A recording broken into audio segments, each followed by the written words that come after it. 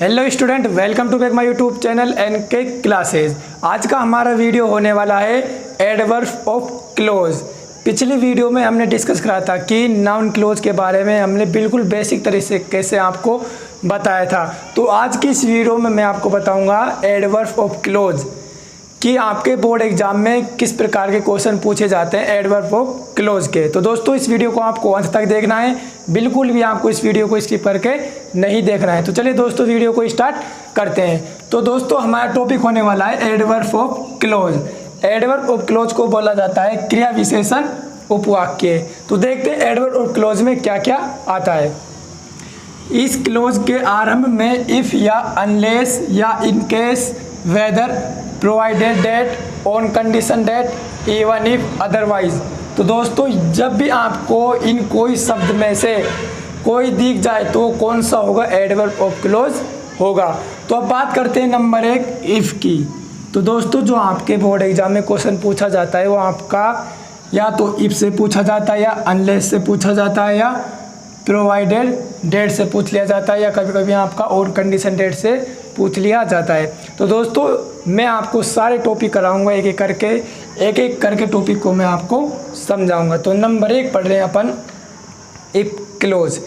देखो इफ का मतलब होता है यदि। तो दोस्तों अब बात करते हैं कि इफ क्लोज का प्रयोग कहाँ पर होता है। यदि आपको बोर्ड एग्जाम में एक सेंटेंस दे दे और उस सेंटेंस में कहा जाए आपसे, मान के चलिए आपको ये कोई सेंटेंस बोर्ड एग्जाम में एक सेंटेंस दे दिया और इसको किससे जोड़ना है, आपको इफ से जोड़ना है। तो पहले हम पढ़ रहे हैं इफ का प्रयोग कहाँ पर होता है। तो दोस्तों ये आपका फॉर्मूला है। पहले आपका इफ आएगा, फिर सिंपल प्रेजेंट टेंस होगा, यानी इफ के तुरंत बाद क्या आता है, सिंपल प्रेजेंट टेंस आता है। उसके बाद दूसरा वाक्य में आपको कोमा दिखेगा और फिर आपको सिंपल फ्यूचर टेंस, यानी दूसरा वाक्य जो आपका होगा वो सिंपल फ्यूचर टेंस का होगा। तो दोस्तों आपको इस बात का ध्यान रखना है, इफ के तुरंत बाद प्रेजेंट सिंपल टेंस आता है, दूसरे वाक्य में आपको फ्यूचर टेंस मिलेगा देखने को। तो एग्जाम्पल के तौर पर समझते हैं। पहला एग्जाम्पल देखिए, you smile you will never be sick. ये आपका क्वेश्चन है और इसको आपको किससे जोड़ना है, इफ से आपको इसको कनेक्ट करना है। तो दोस्तों आपको कुछ भी नहीं करना, वेरी इजी क्वेश्चन है आपका। यदि आपसे इफ का क्वेश्चन पूछ ले जाए तो 1 नंबर आपका पक्का है। हालांकि आपके बोर्ड एग्जाम में 2 नंबर के क्लोज पूछे जाते हैं। तो अब क्या करना है आपको दोस्तों, इफ से इस वाक्य को कनेक्ट करना है। तो देखो कनेक्ट कैसे करते हैं।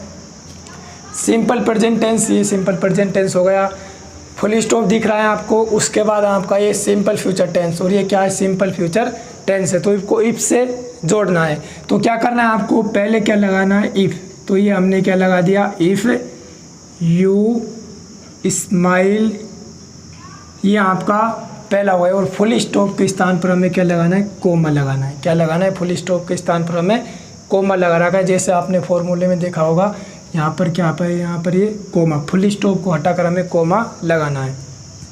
उसके बाद आपको यू विल नेवर बी सिक। तो दोस्तों कुछ भी नहीं करना, आपको केवल इफ को आगे रखना है और फुल स्टॉप की जगह आपको कोमा लगाना है और पूरा वाक्य आपको सेम टू सेम उतारना है। यदि आपने ये सब कर लिया तो आपको 1 नंबर मिल जाएगा एडवर्ब क्लोज में। तो दोस्तों अब देखते हैं नेक्स्ट कि इफ का प्रयोग दूसरे तरीके से कैसे किया जाता है। देखो कुछ नहीं, ये भी सिंपल है दोस्तों। पहले आपको रखना है, उसके बाद पहले वाक्य में आपको सिंपल पास्ट टेंस मिलेगा और दूसरे वाक्य में आपको वुड प्लस बेयर इनफाइनेटिव वर्ब का मतलब होता है वर्ब की फर्स्ट फॉर्म देखने को मिलेगी। तो दोस्तों इसमें भी आपको कुछ नहीं करना है, एग्जाम्पल के तौर पे समझना है। You smiled full stop you would never be sick, और इसको किससे जोड़ना है, इफ से जोड़ना है। इसमें भी कुछ नहीं करना दोस्तों, आपको इफ को आपको यहाँ पर आगे रखना है।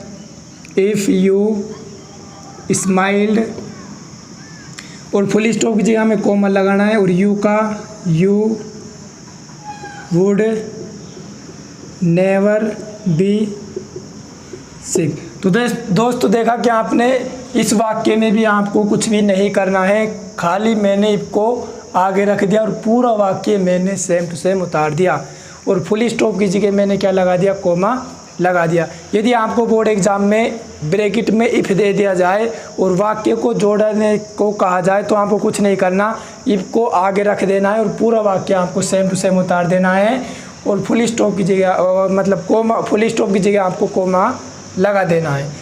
इससे आपको एक नंबर मिल जाएगा। तो दोस्तों उम्मीद करता हूँ कि आपको इफ़ का समझ में आ गया होगा, ठीक है ना। यदि आपको इफ़ का समझ में नहीं आया तो वीडियो को आप बार बार देख सकते हो, उससे आपको समझ में आ जाएगा। नंबर सेकंड बात करते हैं अनलेस। अनलेस का मतलब होता है दोस्तों जब तक। देखो अनलेस का फॉर्मूला क्या है, आपको शुरू में तो अनलेस लगाना है और अनलेस के तुरंत बाद क्या होगा, पॉजिटिव सिंपल प्रेजेंट, यानी पॉजिटिव यानी सकारात्मक और सिंपल प्रेजेंट टेंस आपको देखने को मिलेगा। और दूसरे वाक्य में आपको नेगेटिव भी मिल सकता है और पॉजिटिव सिंपल फ्यूचर टेंस भी मिल सकता है। तो दोस्तों अनलेस का भी जैसे आपने इफ का पढ़ा ऐसा ही आपका क्या है, अनलेस का है। तो चलिए एग्जाम्पल देखते हैं इसका।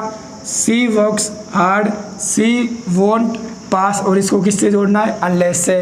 तो दोस्तों फॉर्मूले में पहले क्या जोड़ना है हमें, अनलेस, तो इसको जोड़ दिया हमने अनलेस। और बाकी ये वाक्य सेंटेंस से आपको पूरा ए टू जेड उतार देना है, वर्क्स हार्ड और फुल स्टॉप की जगह आपको कॉमा लगाना है, फिर लिखना है सी वोंट पास। तो दोस्तों हमने ये जो वाक्य जोड़ा था इसको अनलेस से जोड़ा था। आपको कुछ भी नहीं करना है, पहले वाक्य में आपको सिर्फ अनलेस आगे लगाना है और फुल स्टॉप की जगह आपको क्या लगाना है, कोमा लगाना है। जैसा हमने इफ का पढ़ा था ऐसा ही आपका क्या है, अनलेस का है।